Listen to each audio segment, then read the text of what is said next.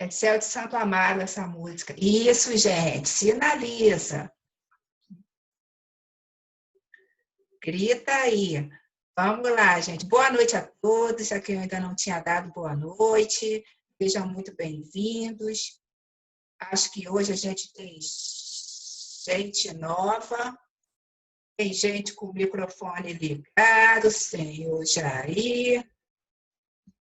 Desliguem aí, que eu não consigo visualizar todos. Só um minutinho, gente. Vamos lá. Agora vai. Boa noite a todos. E a gente, então, inicia o nosso estudo de hoje com o Ideal Espírita. Quem vai fazer a leitura é a nossa querida Mariana. Ela vai fazer a leitura do item Senhas Cristãs. É isso? E, em seguida, Marília vai fazer a leitura do Evangelho segundo o Espiritismo, Bem-aventurados que são misericordiosos. Ela vai ler, é o capítulo 10, né, do livro, ela vai ler o item 21. Então, vou passar a palavra para a Mariana. Seja bem-vinda mais uma vez, Mari. Muito bom te ver aí. Eu vou dividir aqui a página para a gente poder acompanhar.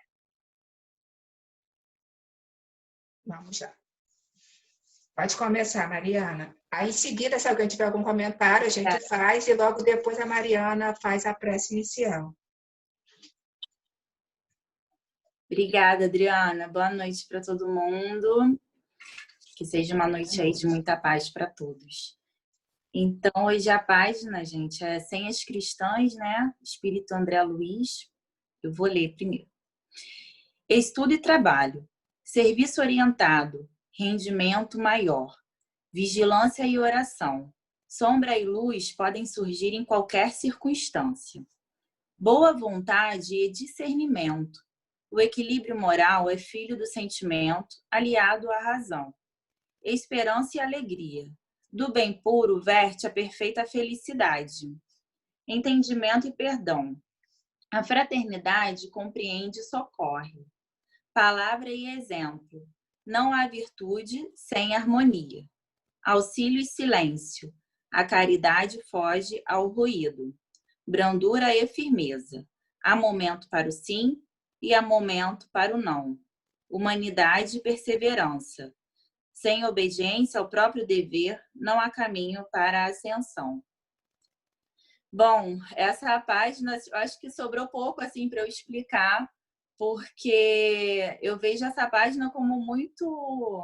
Ela resume tudo, assim, ela é completamente autoexplicativa, mas, assim, vou tentar destrinchar um pouquinho, né? Aqui, na verdade, André Luiz quer mostrar pra gente tudo aquilo que a gente precisa fazer e tudo aquilo que a gente precisa ser para ser um bom espírita, né? Um bom cristão. Então, primeiro ele fala, né? Estudo e trabalho. Eu acho que o estudo vai trazer claridade para a gente, vai trazer o foco, vai trazer o objetivo. Quando a gente estuda, eu acho que a gente tem mais energia, mais envolvimento, a gente tem aquele plano assim, né, muito mais claro na nossa frente, né? Estamos fazendo aquilo envolvidos, né? Para quê, né? Porque como é que a gente vai desenvolver aquilo? Então acho que assim o estudo vai dar a base para a gente realizar o trabalho, sempre com muito amor no coração. Vigilância e oração, né? E aqui ele fala da sombra e da luz. Realmente, nós ainda estamos num mundo de provas e expiações, né? Apesar da gente estar passando aí pela transição para o mundo de regeneração. No mundo em que vivemos, eu acho que ainda existe muita também obsessão, né? Então, assim, a gente está sempre que estar vigilante para estar com a anteninha ligada também naqueles espíritos que querem nos ajudar, que querem nos auxiliar. Haroldo até fala, né, que ele dá uma dica bacana que eu uso até no meu dia a dia. Ele diz assim, para a gente colocar o despertador no relógio e escolher assim 4 momentos, por exemplo, para a gente parar tudo e orar, fazer uma prece. E às vezes eu uso isso no meu dia a dia, no meu trabalho, e realmente ajuda a gente a se sintonizar, né? Bom, boa vontade e discernimento, ele também fala, né? Eu acho que aqui ele ressalta o bom senso, né? A gente está sempre predisposto a ajudar, não sermos egoístas, ajudarmos dentro de todo o nosso alcance, né? E o discernimento. Eu acho que aqui cabe também a empatia, que quando a gente se coloca do outro lado, a gente vai saber até onde a gente pode ir, né? Esperança e alegria, né? Do bem puro verte a perfeita felicidade, né? E aqui é aquela velha frase, né? Nosso verdadeiro valor está naquilo que nós somos, né? E não naquilo que nós temos. Então, daí que vai vir a nossa verdadeira e pura felicidade, né? Felicidade relativa que nós podemos encontrar aqui na Terra. Entendimento e perdão, né? Isso a gente compreendendo o outro, a gente sendo mais tolerante, né? A gente vai conseguir ter dentro de nós essa fraternidade para no nosso dia a dia conseguirmos perdoar aqueles que nos magoam, passar por aquela situação mais complicada para o nosso coração, né? Palavra e exemplo. Não há virtude sem harmonia, né? E aqui é aquilo que a gente até já comentou, que não adianta o palestrante chegar na casa espírita, falar bonito, e aí vai sair da casa, está sendo observado e vai ter uma atitude completamente distante com o que ele falou. Então, assim, o nosso exemplo vale muito mais do que qualquer coisa que a gente fale. Auxílio e silêncio, né? Nós devemos fazer o bem sempre, né, ao outro, sem querer mostrar para todos, porque a partir do momento que a pessoa faz o bem, querendo mostrar, eu acho que a caridade pode virar vaidade, né? E nós estamos ainda sujeitos a isso. Então, sempre que a gente for fazer o bem, que possamos fazer sempre quietinhos, em silêncio, porque aquilo é para a gente, né? Não é para mostrar, é para Deus. Brandura e firmeza, né? E aqui é um momento para o sim e para o não. Jesus, né, era firme nas coisas que ele falava, né? Jesus era bom, né? Jesus não era aquele bonzinho que dizia sim, quando às vezes tinha que dizer não, não. Ele era sempre firme. E assim nós devemos ser também no nosso dia a dia, ter nosso foco, nossa meta, e o que for correto, sim, e o que não for, não. Não devemos dizer sim para agradar o meio em que a gente vive, né? De repente um grupo de amigos, enfim. E no final, né, por fim, eu acho que é o resumo de toda a página. Sem obediência ao próprio dever, não há caminho para a ascensão. Aí, como o Emmanuel falou para o Chico, né, disciplina, disciplina, disciplina. Acho que é isso. Aí, Mariana, muito bom. E você citou mais uma vez Haroldo Dutra, e o que a gente fala e o que a gente tem que fazer. Ontem eu me lembrei de Haroldo Dutra. Eu fui a minha mãe rapidinho, quando eu saí, tem uma curva assim que você tem que esperar os carros saírem ali do Guanabara. Você bate, você tem que esperar. Estava esperando e aí a mulher atrás começou a buzinar, atrás de mim, a buzinar. O que eu fiz? Passar por cima. Não devia ter feito. Não devia ter rolado nada. Na hora me veio aquela passagem lá do Haroldo Dutra com o filho. E se eu tiver alguém aí fora, e se ela for uma pessoa que te assiste, né? Então, quer dizer, logo quando eu fiz, eu me arrependi. Eu falei, Conosco aqui nesta noite. Vamos pedir amparo para este estudo, para a condução deste estudo, que tenhamos paz em nossos lares, que os espíritos amigos visitem os lares de cada um que está aqui hoje, de cada família, ampare aqueles que estão sofrendo neste momento, nos hospitais, nas ruas, nos asilos, nos abrigos. Que Jesus cuide de cada coração e que nós possamos ser melhores a cada dia, vencendo os nossos defeitos. Muito obrigada. Que seja uma noite de muita luz e paz para todos. Graças a Deus. que assim seja. Desculpa, gente, a internet caiu. Eu estou em Petrópolis e aqui não está muito boa, não. Ela está caindo toda hora. Se cair numa próxima vez, é só seguir, tá bom? Obrigada, Mariana. Vou passar então a palavra para a Marília, minha amiga. Ok. Oi. Oi. Bom, Estamos no capítulo 10, né? Isso. Bem-aventurados que são misericordiosos, no item 20, né? E o que acontece? Kardec pergunta a São Luís, né? Será repreensível notarem-se as imperfeições dos outros, quando daí nenhum proveito possa resultar para eles, que não sejam julgados? Aí São Luís responde, né? Tudo depende da intenção. De certo, a ninguém é proibido ver o mal quando ele existe. Fora mesmo inconveniente ver em toda parte só o bem. Semelhante ilusão prejudicaria o progresso. O erro está no fazer-se que a observação redunde em detrimento do próximo, desacreditando sem necessidade a opinião geral. Totalmente repreensível será fazê-lo alguém apenas para dar expansão a um sentimento de malevolência e a satisfação de apanhar os outros em falta. Dá-se inteiramente o contrário, quando estendendo sobre o mal um véu para que o público não o veja, aquele que note os defeitos do próximo faça em seu proveito pessoal, isto é, para se exercitar em evitar o que repousa os outros. Essa observação, em suma, não é proveitosa ao moralista? Como pintaria ele os defeitos humanos se não os estudasse os modelos, os exemplos, não estudasse o modelo? Bom, Paris, né, 1860, São Luís. E aí, quando ele pergunta se será repreensível observar as imperfeições, São Luís, quando responde, depende da intenção, se essa observação das faltas alheias foram um aprendizado pessoal, para evitar em si mesmo, corrigindo-as, se as tiver, só pode ser benéfica essa atitude, isto é, escandalizar sem tornar público é correto, sim, né? É isso que eu entendo que São Luís disse. Porque nós aprendemos muito quando analisamos nossos próprios erros e as consequências desses, né? E quando fazemos também a análise dos erros alheios, nós estamos aprendendo, desde que não se escandalize, obviamente, né? E Jesus nos ensina a combater o mal fazendo o bem, não foi?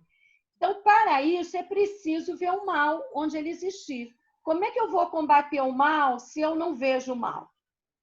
Em nós ou ao redor de nós, né? Não se pode combater aquilo que a gente não vê, como, né? Ou que a gente não percebe. E não adianta de que não vejo, né? Fechar os olhos para o que está errado. E muitas vezes a gente tende a fechar os olhos para os erros. E o erro está em fazer essa observação em prejuízo do próximo, desacreditando, sem necessidade da opinião dos outros, né? Então, isso é errado, né? Seria repreensível fazê-lo com um sentimento de maldade e de satisfação por encontrar os outros em falta. O que acontece? Às vezes, mesmo dentro da família, ontem a comentou, né, em relação ao filho, né? A gente sabe que a maioria das vezes o filho veio para nós para orientarmos. É óbvio que tem família que o filho é que orienta os pais.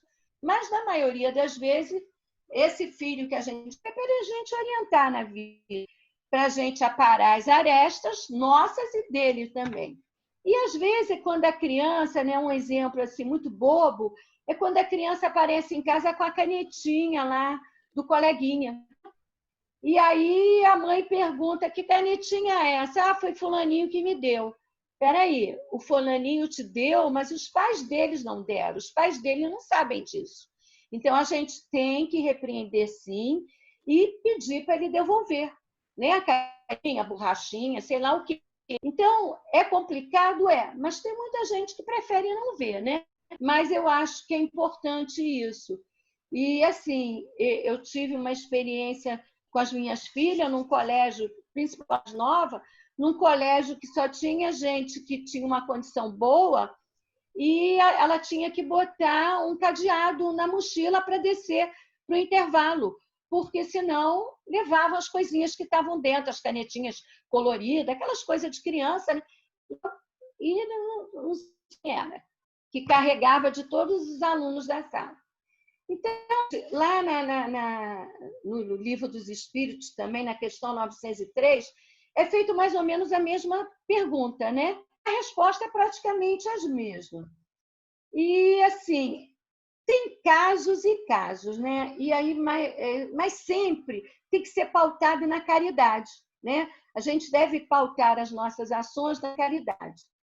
Ainda que para advertir, para afastar ou orientar, a gente tem que pautar isso na caridade, respeitando sempre o direito do outro. E aí eu vou só lembrar um caso que eu já até comentei com alguns amigos do Cefac. Eu, enquanto enfermeira, assim que eu me formei, né, eu fui ser supervisora num hospital. E quando eu cheguei lá, uma técnica, não sei se era técnica ou auxiliar de enfermagem, acho que era auxiliar, não lembro bem. Ela, com a amiga, quando eu entrei no curso de enfermagem, ela veio e disse assim: ainda não tirou nem as fraldas, ainda está com a mamadeira e quer mandar em mim para comer. Eu não fingi que não ouvi, né? Até porque ela não falou para mim, ela é colega. E aí eu fingi que não ouvi, que não merecia resposta, né? Também eu não estava ali para mandar em ninguém, eu estava para supervisionar, orientar quando fosse necessário. Naquela mesma semana, mais ou menos no final da semana, no início da outra, mais ou menos, paciente com embolia pulmonar e foi prescrito uma medicação. Pegou essa medicação, não entendeu a prescrição, achou que o 5.000/ml é a idade que tinha no frasco, ela pegou o frasco e administrou o frasco, totalmente o frasco nesse paciente. Então, em vez de ela aplicar as 5.000 unidades que estava prescrita, ela administrou 20.000 unidades. O que eu fiz? Eu tive que chamá-la, né? Porque é o tal negócio, é em prejuízo de muitos, a gente pode, como ele diz aqui, até passar véu e tal, e não deixar que aquilo ultrapasse ali, chamar a atenção do colega e dizer, você vai fazer errado. Mas se aquilo implica na vida do outro, eu acho que aí a gente tem que falar. Eu a chamei erradamente, nesse momento, né, como eu ainda sou um ser imperfeito, eu falei para ela, olha, minha querida, eu ouvi quando você falou que eu estava querendo que eu vim para cá mandar em você, que eu ainda estava com as fraldas, né? Não tinha nada das fraldas. Mas, na verdade, eu vim aqui para orientar. Se você tivesse, antes de administrar a medicação, me perguntado, eu tinha orientado. O que você fez foi muito grave, eu vou ter que chamar o plantonista, porque nós vamos ter que fazer um antagonista da medicação. Senão, eu posso levar o paciente a óbito. Então, eu tive que chamar. Não falei para os demais, mas para o médico chamar, porque eu tinha que fazer. Então, eu acho assim, quando implica na vida do outro e mal de muitas pessoas, e principalmente na vida, esse mal, esse erro tem que ser falado, né? A gente tem que pensar, é complicado. Aí é como a Mariana leu, a caridade foge ao ruim, mas também temos que ter o discernimento, está lá na página né? O discernimento é importante. Nesse caso, eu tinha que ter o discernimento. Eu não podia esconder o fato, esperar o paciente a óbito para o médico. Não, eu tinha que chamar naquele momento para estarmos aplicando a medicação que seria antagônica àquela droga. Então, assim, é sempre respeitar o livre-arbítrio. Nós estamos vivendo, no nosso estado hoje, uma situação que envolve a vida dos outros. Então, isso tem que ser falado. Isso não pode ser escondido, né? Então, depende muito da situação. É muito complicado? É. Eu vivenciei isso como profissional, né? e eu tive que falar, não tinha como eu não falar. Então, eu vou deixar em aberto para vocês complementarem aí, tá? Eu acho que era isso que eu tinha que falar. Muito obrigada, boa noite a todos. Obrigada, nossa Loura. Muito bom o teu exemplo. E vou te falar, você falou de uma coisa muito interessante, que foi até tema de uma palestra que a gente fez lá na SAP, que eu trabalhei aquela música, Meu Guri. Quando o seu moço nasceu, meu rebento não, era o momento dele rebentar. E aí a música conta exatamente do menino que vai chegando em casa com as coisas e a mãe finge que não vê, né? E quantas famílias fingem que não vê e não dão um não, que foi a página que a Mariana leu lá. Na hora de dizer não, não é seu, devolve. Chegou da escolinha com um lápis que não é seu, chegou em casa com algum material que não é seu, é a hora de dizer o não e devolver. E, infelizmente, muitas famílias não fazem isso. E aí a gente tem as consequências negativas para a formação dessa criança, né? Então, você pegou num ponto muito, muito interessante, Marília. Muito legal. Fernando está meia hora com a mãozinha já ali na fila. Vou passar a palavra para ele, então, para ele fazer os comentários. Vamos lá, meu amigo. Boa noite a todos. Tudo bem, gente? Tudo bom, Fernando? A questão do evangelho é a questão da educação dos nossos espíritos, né? O Alcides como educador, e mesmo as profissões, você nem se fala, mesmo as outras profissões, a gente acaba tendo que educar-se como vamos educar, né? Então, a Marília falou com muita propriedade, tem que esperar, às vezes, o momento correto, né? E tudo mais. Então, assim, falando aí do caso das mães, né? Vou citar um caso quando a mãe não sabe o que o filho está fazendo, motoqueiro, né? Motoqueiro não tem mãe, né? Ele não quer saber se a mãe vai sofrer com a morte dele, nem nada. Então, a gente vê no trânsito, então, dentro do carro, eu faço de conta que estou num filme e vou falando com meus familiares, estou indo com o Cefac. Falo, ó, isso aí vai acontecer agora sim, vai acontecer assado. Pode, ele sai do acidente e gera acidente para outro. Então, às vezes, a gente vai sendo testado como vamos medir a nossa vida em relação com os outros. Por isso que é tão delicado. Então, assim, a ternura e a compaixão podem ser administradas juntas com os aconselhamentos, mesmo quando for à distância, né? Se a gente, às vezes, tromba com esses indivíduos, ou como eu falo sempre que eu moro aqui no Jordão, que é um lugar animado, né? Os motoboys chutam o espelho da gente, tudo. Já teve companheiros vindo da evangelização comigo que viram. Então, assim, a gente vai sendo testado, né? Na forma como a gente vai se preparar para os momentos em que nos tornaremos educadores. Sim, então, nem sempre a gente tem que agir, nem sempre a gente vai agir, e às vezes seremos obrigados a agir. Sim. Então, acho que é importante a gente sempre estar se preparando para agir com compaixão. Né?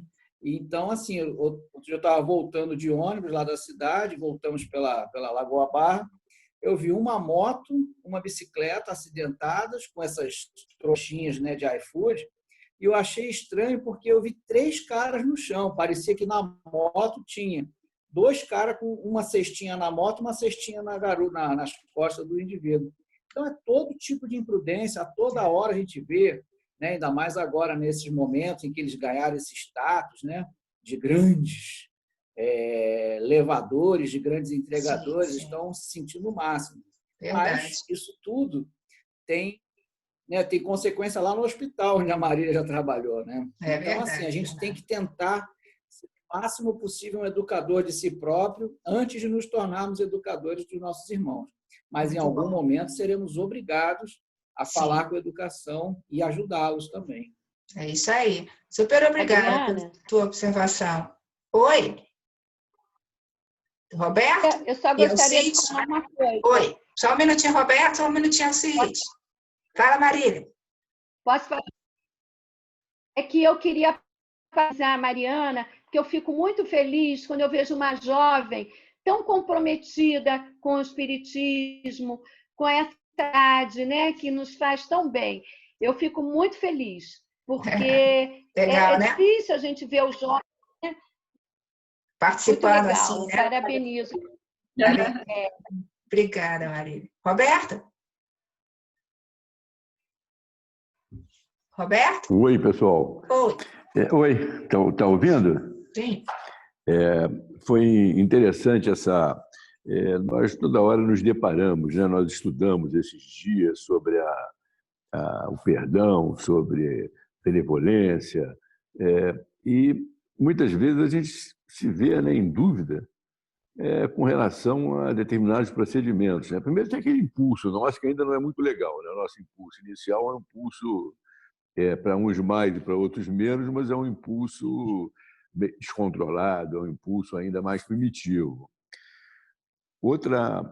Agora, só que eu percebo que quando nos falta, vamos dizer assim, a certeza de como proceder, nós temos que pensar como nós procedemos em relação às pessoas que nós amamos. É evidente que o espírito, quando vai se desenvolvendo, vai se elevando, vai se iluminando, a capacidade dele de discernir é maior, claro, ele vai perceber o que é certo e o que é errado, ele não vai deixar de perceber o que é certo. Agora, como proceder em relação a isso, é um modelo que nós podemos adotar para nós mesmos é como nós fazemos em relação aos nossos filhos. Nós queremos que os outros saibam dos erros dos nossos filhos ou nós queremos que os nossos filhos se corrijam, meditem com relação a determinadas coisas que a gente possa ver. Então, quando tem o amor no nosso coração, fica claro para a gente a forma de proceder. No início, impulso, mas quando a gente consegue já controlar o impulso, vamos, então, projetar naquela pessoa, se fosse um ente querido, um filho, uma pessoa querida, como a gente agiria. Isso é uma coisa que eu procuro fazer, muitas vezes, até quando eu estou dando passe, muitas vezes eu procuro imaginar que eu estou dando passe num ente muito querido, para eu poder, vamos dizer assim, direcionar minhas emoções. Sim, é o que nós pais todos gostaríamos, né? Na hora do vamos ver, de ter a orientação certa para dar esse filho, mas nós erramos muito, Roberto. Infelizmente, nós ainda erramos. A maioria aqui é pai e mãe, eu acho que concordam comigo, que às vezes, pelo excesso de amor, a gente erra. É assim que eu penso também, né? Obrigada pelo teu comentário. Alcides? Não, mas o Fernando botou... mas não é encobrir, não. O que eu estou falando não é encobrir. Gente... Porque o Fernando não é encobrir, não. Não é isso que eu falei, não. Nós erramos. Não, foi você que falou, não. Eu estou falando, o Fernando escreveu aqui, encobrir. Não estou falando em encobrir. A gente tem que ter o discernimento para perceber o que é errado e o que é certo. Mas claro agora, que sim, deveríamos, mas não é fácil, não. É isso que eu estou querendo dizer. Deixa o Alcides falar, tadinho, senão não dá tempo para ele. Obrigada, Roberta. Mas eu não falei com relação ao que você falou, não. Falou também. Não, eu entendi. Eu entendi. Só estou falando que é difícil. Alcides, pode falar, querido. Oi. Não, é que a cada noite parece que o estudo está crescendo, né? As colocações todas muito brilhantes, muito enriquecedoras, mas só que tem um detalhe que é importante. Sou educa quem se educa. Então, quando eu digo assim, eu sou educador dos meus filhos, eu preciso me educar com os meus filhos. Eu preciso aprender com os meus filhos, né? Assim, quando eu falo filhos, não falo dos consanguíneos somente, porque enquanto professor, cada aluno é um filho.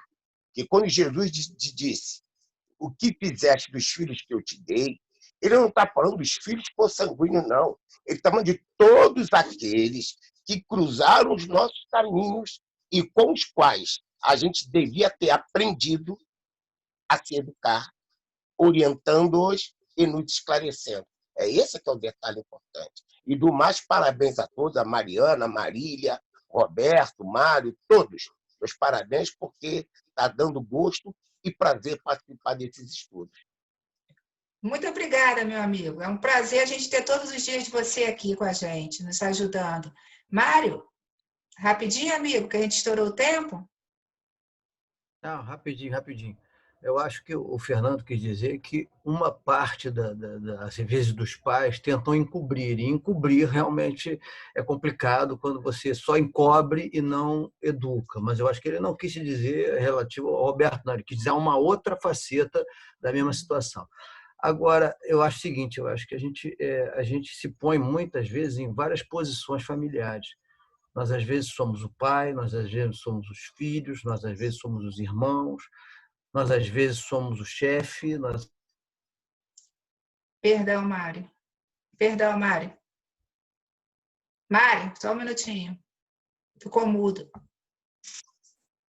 Volta aí. Não tem problema. Aí, Abriu vai. agora? Não, Rapidinho. Só o seguinte, minha, a gente rodizia... Não há problema nenhum, não. Que isso? Não, sem culpa. Não, acho que a gente rodizia nas posições familiares. Então, a gente é pai, é filho, é irmão, é avô, às vezes é chefe, às vezes é subordinado. A gente rodizia muito nessas funções em relação às coisas quando a gente convive não só com os familiares, como as outras pessoas. Então, a gente rodizia nessas posições. E, por isso, nós somos educadores e educados. E educados. Papéis sociais diferentes. E é importante que a gente saiba, né, o momento de agir em cada papel. Muito bom. Obrigada, Mário. Obrigada a todos que participaram. E vou pedir, então, a Mariana para fazer a nossa prece final. Mariana, por favor. Adriana, só queria deixar aqui registrado, quando eu estava estudando essa página, na hora que eu fui, até conversando com o Rodrigo, que eu fui ler essa parte da boa vontade do discernimento, eu fiquei tentando achar um exemplo, e a Maria deu um exemplo tão perfeito, assim, hoje, porque ela deu esse exemplo, realmente é isso, o discernimento, você tem a boa vontade, mas você tem um discernimento, então, assim, ficou perfeito mesmo. Eu fiquei batendo cabeça aqui, tentando pensar no dela, ficou perfeito. Sintonia na dupla, quando a Jana escolheu, ela já sabia disso. Vamos lá. Então, vamos todos elevar nossos pensamentos ao Cristo. Vamos vibrar nesse momento pelo nosso planeta Terra, que está precisando muito, passando por essa fase. É um pouco turbulenta, mas que tenhamos fé, tenhamos força. E vamos pedir para que Jesus fortaleça a cada coração, ao coração daqueles que estão angustiados em seus lares, deprimidos, aos corações daqueles que estão sem empregos, desempregados, com dificuldade financeira, aqueles que estão nas ruas, sem alimento, em sofrimento, aos que estão nos hospitais, com dor, sofrendo por essa doença e por outras. Então, que a luz seja levada a todos os corações necessitados e aos lares de cada um que está aqui, que Jesus nos ampare, nos conduza na nossa jornada, no nosso propósito, e que essa noite seja encerrada com muita luz em cada coração dos que aqui estão. Graças a Deus. Que assim seja. Muito obrigada, Mariana. Muito obrigada, minha amiga Marília, Roberto, Mário, Fernando. Está dando uma microfonia aí, mas... Estão ouvindo ou sou eu? Estou também. Sim, estou ouvindo. É um delay, é uma repetição. É o satélite. Está indo lá nos Estados Unidos, né? Alguém com o microfone aberto. Essa reunião passa lá pelos Estados Unidos. Deu tudo certo, nosso estudo foi maravilhoso, como sempre. E eu agradeço muito a todos vocês que estiveram aqui com a gente hoje. Um beijo no coração. Vou dividir a tela aqui para que todos possam se despedir, tá bom? Beijo para todos. Nós estamos numa transmissão interplanetária. Uma perguntinha. A Adriana está em Petrópolis. Mário, que país que você está, Mário? Porque eu estou aqui, ó, de luvas, casaco. A janela está fechada aqui. Aí eu frio, tava de tremendo, camiseta Isso é muita continuando. humilhação. Eu estou Que tremendo. inveja. Tá muito. Aqui tá igual. Aqui tá igual. Mas o professor Perenórdio não falou pra gente. A janela está Chegando fechada lá. do quarto. A janela do quarto está fechada. Olha aqui, Mas ó. aqui não adianta, Beijo, meu filho. Aqui gente. até janela fechada é frio. Beijo. Tchau. Boa noite a todos. Tchau, tchau. Boa noite, pessoal. Boa noite. Boa noite a todos aí. Tchau, Gigi.